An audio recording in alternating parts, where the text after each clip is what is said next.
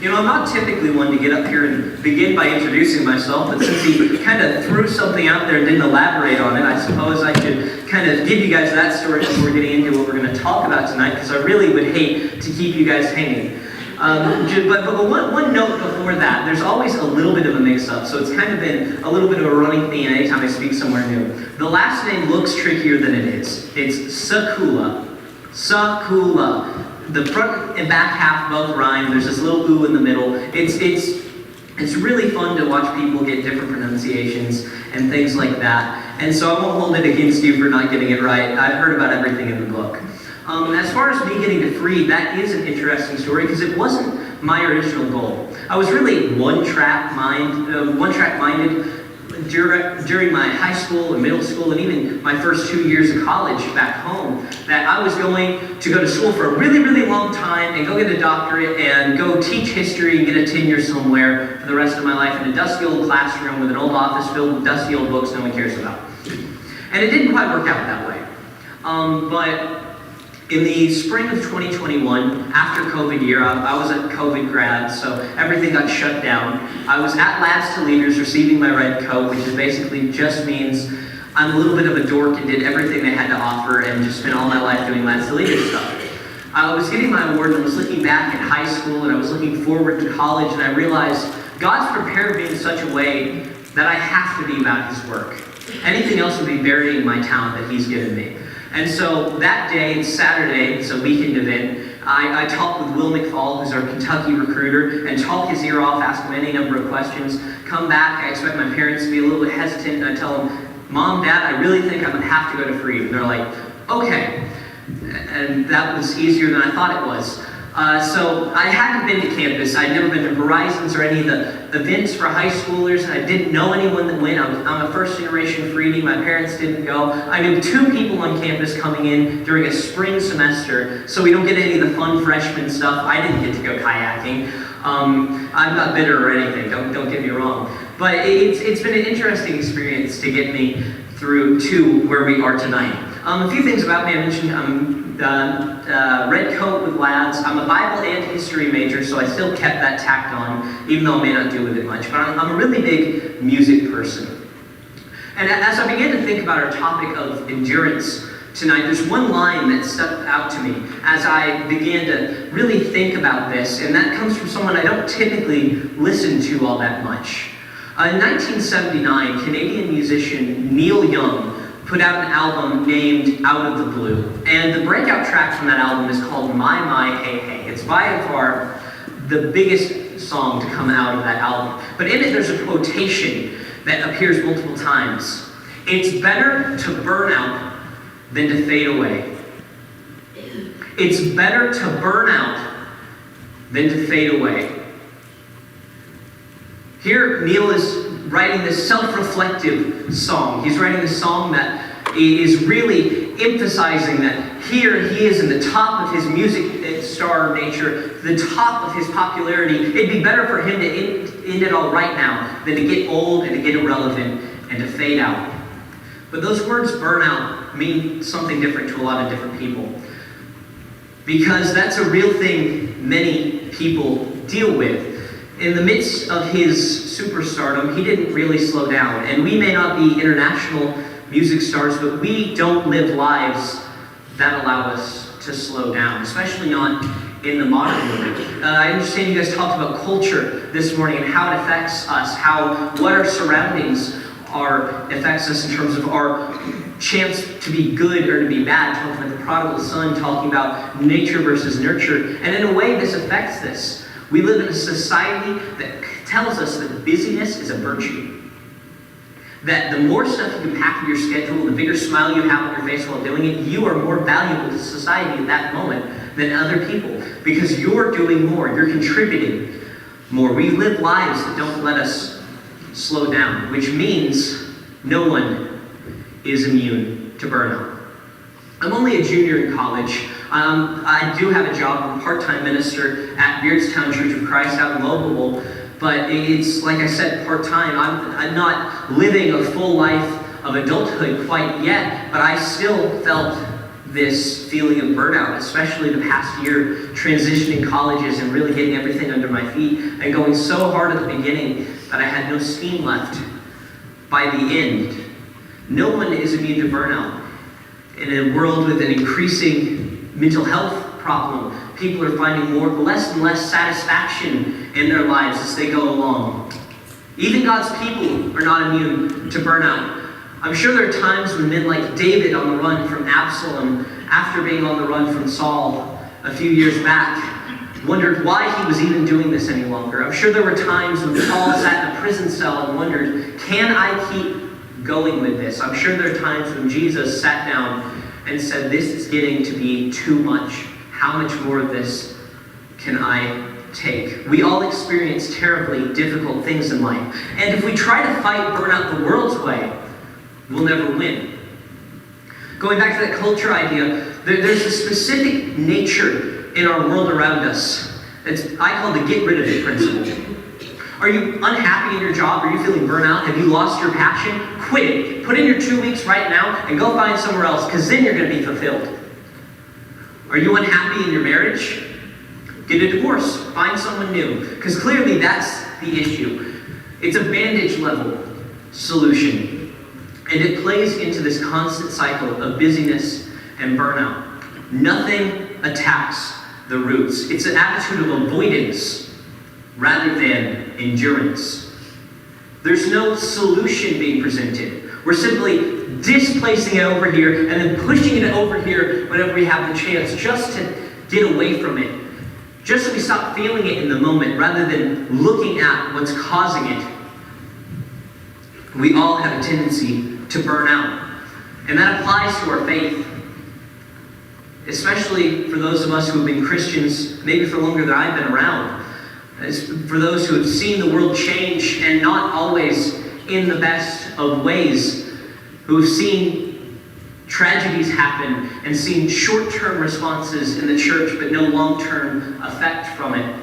It's easy to burn out in our faith. What hope do we have to fight that? I hope you guys can already guess where I'm going to turn with this, considering the scenario we are. The simple solution is go to God. All right, wrap it up, close your Bibles, we're going to sing our invitation song, first and third verses, we're going to go out, we're going to have a quick dinner tonight. Go to God, that's simple. I wish it were so. Because that's really easy to say, it looks really good on a PowerPoint slide. I really wish you could see these, because there's this really nice golden laurel behind it. I really should have worked on them a little bit differently. I really wish you could see these. But it looks really nice up behind me in bold font. And it's a really good mission statement, but it doesn't mean anything directly. Go to God because He knows how to get at the roots of the issue. I want to talk to you tonight as we go through this about how we can begin to tackle the world around us, how we can begin to tackle this issue of burnout, and how we can go to God in times of need. Because God has provided for us some blueprints for living. If you would join me in Hebrews chapter 12. It's a passage directly following the more famous of the Hebrews passages, directly following that wonderful description of these faithful people who have underwent terrible things. It uses the language, one of my favorite sentences in the Bible, of whom the world was not worthy. And we're going to pick up in the first verse. We're only going to read the first two. Using this example that is set before us, these heroes of faith, this faith hall of fame, we're going to pick up here and begin to formulate some thoughts.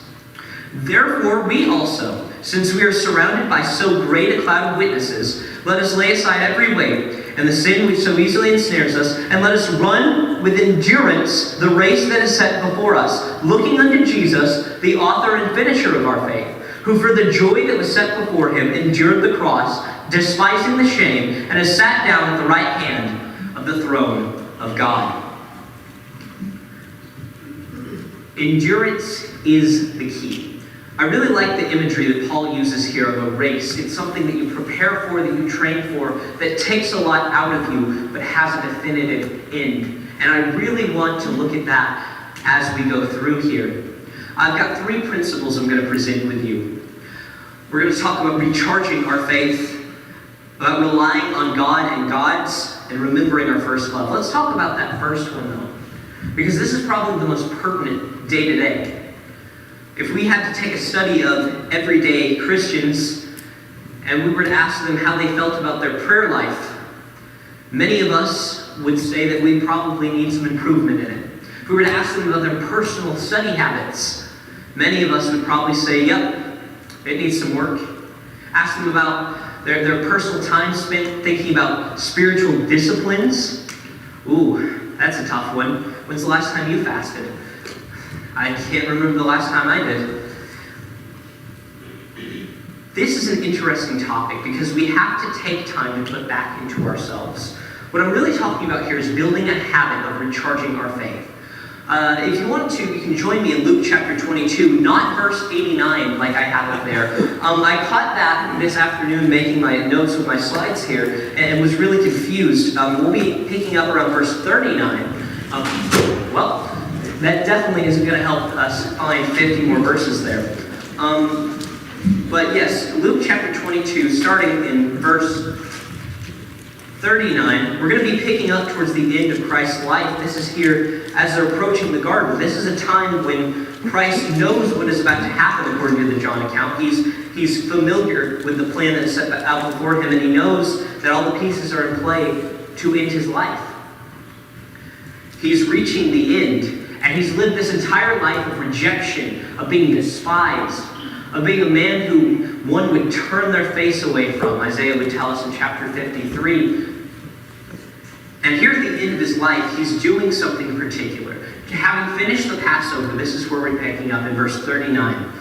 Coming out, he went to the Mount of Olives, as he was accustomed, and his disciples also followed him. When he came to the place, he said to them, "Pray that you may not enter temptation." And he was withdrawn from them about a stone's throw, and he knelt down and prayed. Now, facing the most difficult week of his life, after a whole week of being paraded around at first on that triumphant entry on Sunday, being presented as this image of the victorious king, this whole week of blessings and cursings, of different imagery in the last messages to his disciples to begin to prepare them for the ministry that is coming. This last week of his life is coming to an end. And viewing this last moment, he draws away to the Mount of Olives, to the Garden of Gethsemane, to pray. This isn't a one-time thing. Notice Luke's language here. As he was accustomed. We see this during the feeding of the 5,000. Jesus is drawn away from the crowds who had to walk around the Sea of Galilee, not just because he happened to be in another town, but he was retreating away after the death of John the Baptist in order to recharge himself. Jesus made a habit of connecting himself to God. Aristotle, in his philosophy, puts a certain spin on this. We are what we continually do. Excellence, therefore, is not an act, but a habit. We as Christians, living in a world that doesn't slow down, need to be taking time to build ourselves up. Time spent in Scripture and in prayer, a two-way conversation with God. Time spent developing our disciplines of faith. We need to be aware of how much we're putting into ourselves so we know when we're getting low and can counteract that. But we can't do it alone, which is why we need to rely on God and God's. If you would join me in Psalm chapter 3, I apologize for sending you so many places. I promise there is a Psalm chapter 3. But we're picking up at a very interesting point in David's life. Going back through these clouds of witnesses, as Hebrews 11 would put it. We're picking up with David on the run from his son, Absalom. This is the second time that David will be on the run from his life, for his life.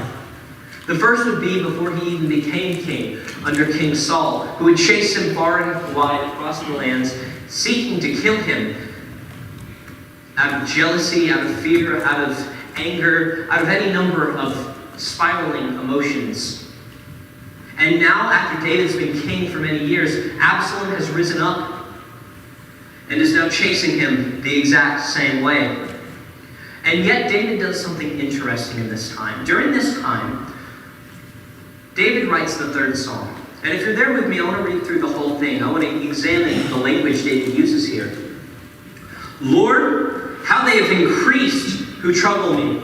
Many are they who rise up against me. Many are they who say of me, there is no help for him in God. David's crying out, God, this is too much.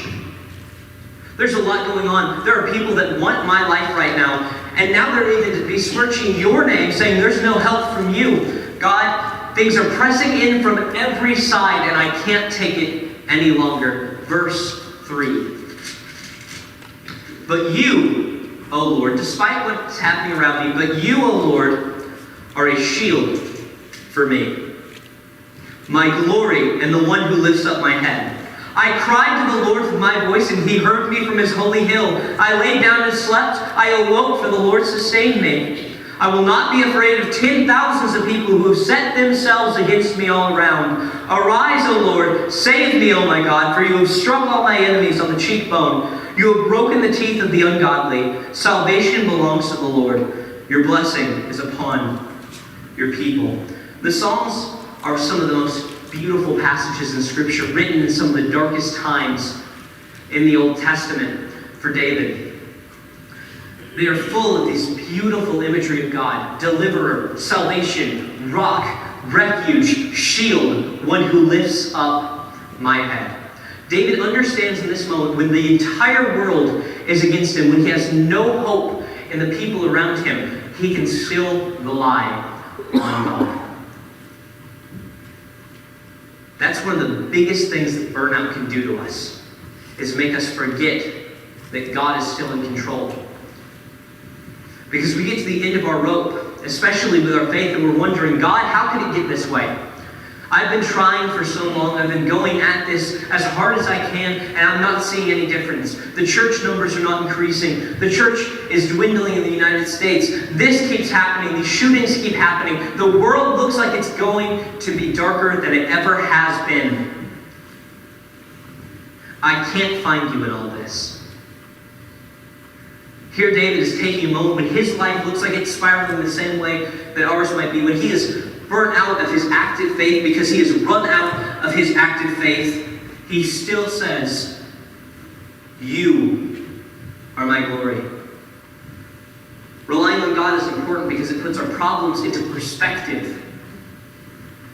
Whenever we realize that there is someone bigger than the things that are causing us to be worn out, to be run down, bigger than the busy events of our daily lives, we can begin to take a step back and to remember, not all that is on my shoulders. Despite the world crashing down around me, there's still one holding an umbrella over my head to protect me from the rubble. Despite everything that's going on that is causing me to keep running and not be fulfilled, there is still one who sustains me. But on top of that, that's not the only hope we have. Because that's not the only person that we have been given. Going back to our example in Luke 22, relying on God's people is another way that we can be resilient to this burnout. Notice here, as Luke records, Jesus doesn't withdraw to be alone. He goes off a stone's throw so he can focus on his prayer, but in his darkest moment, he brings his 12 closest friends with him. In these moments where he's experiencing this hardship, he does not seclude himself, but rather fills himself and surrounds himself with those who care for him and care for God the same way he does.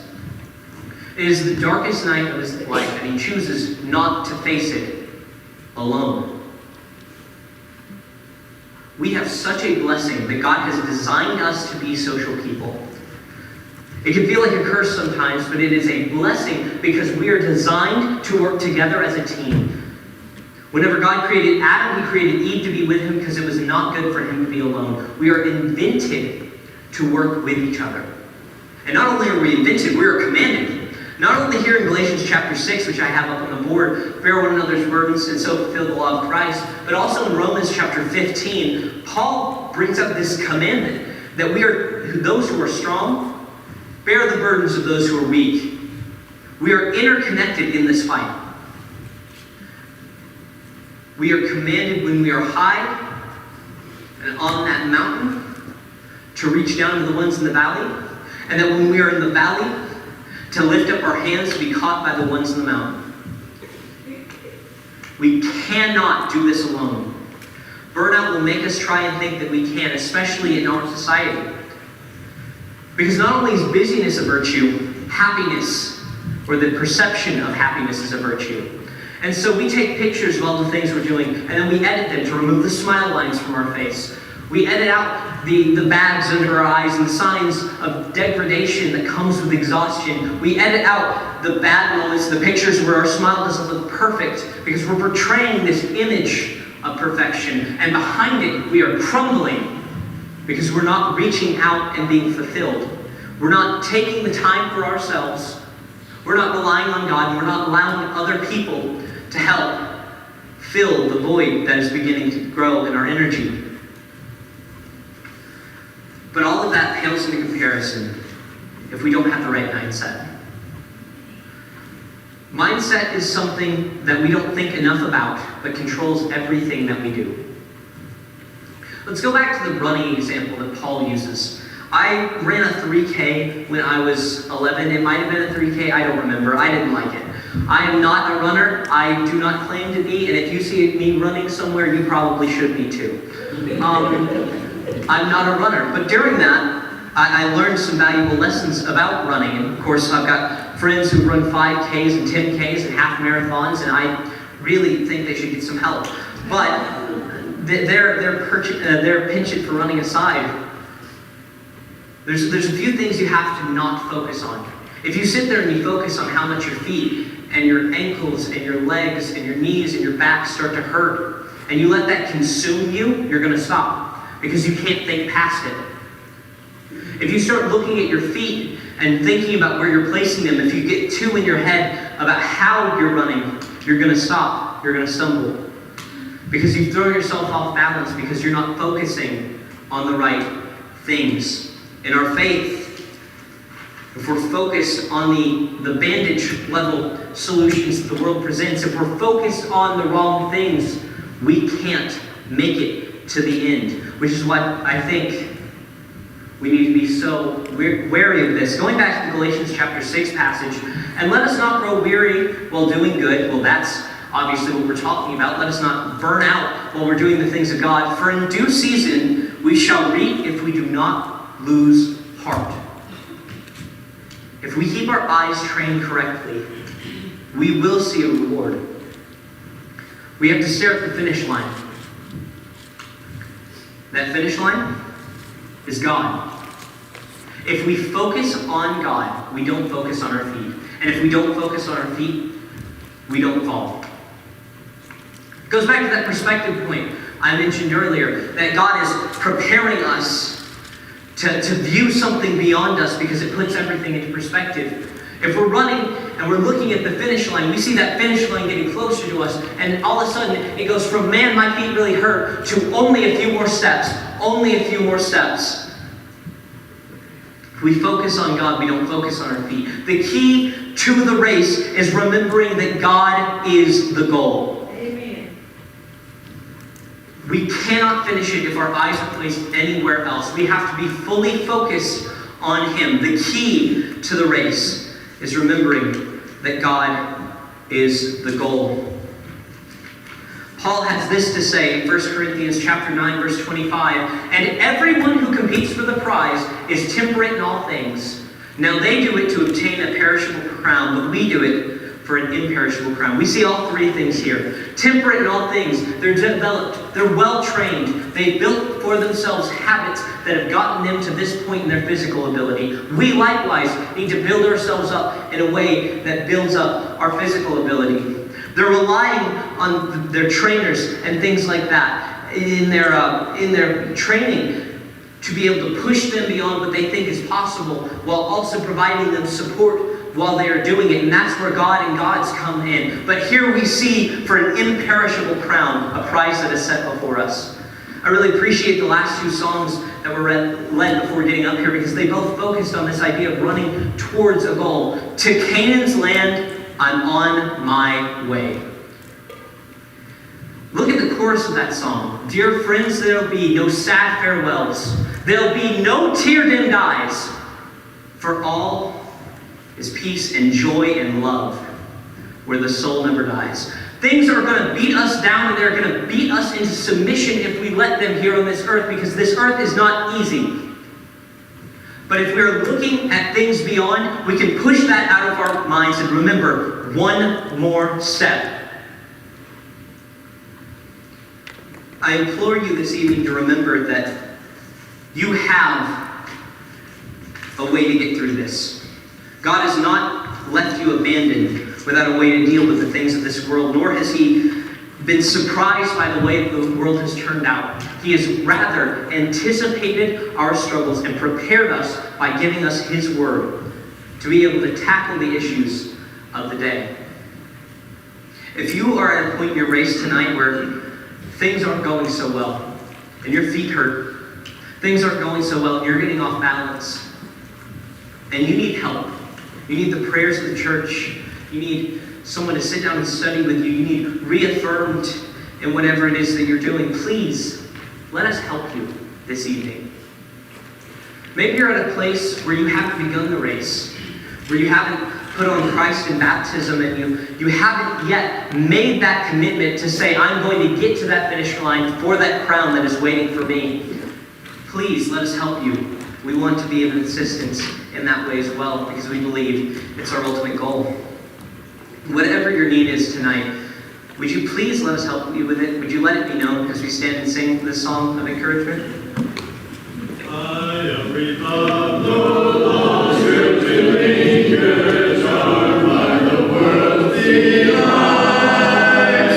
Things that are higher, things that are nobler, these are allured my sight. I will hasten to Him, hasten so glad and free.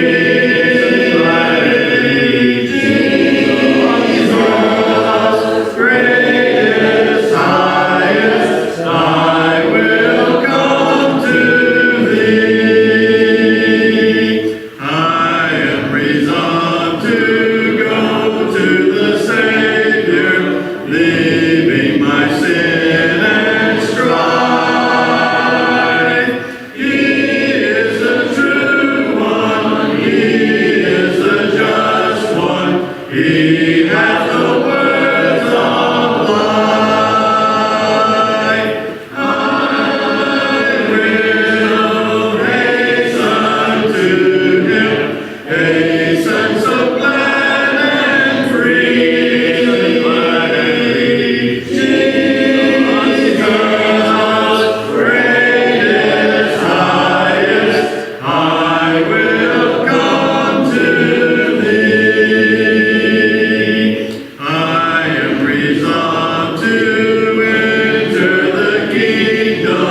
leaving the paths of sin. Friends may oppose me, foes may beset me, still will I enter in.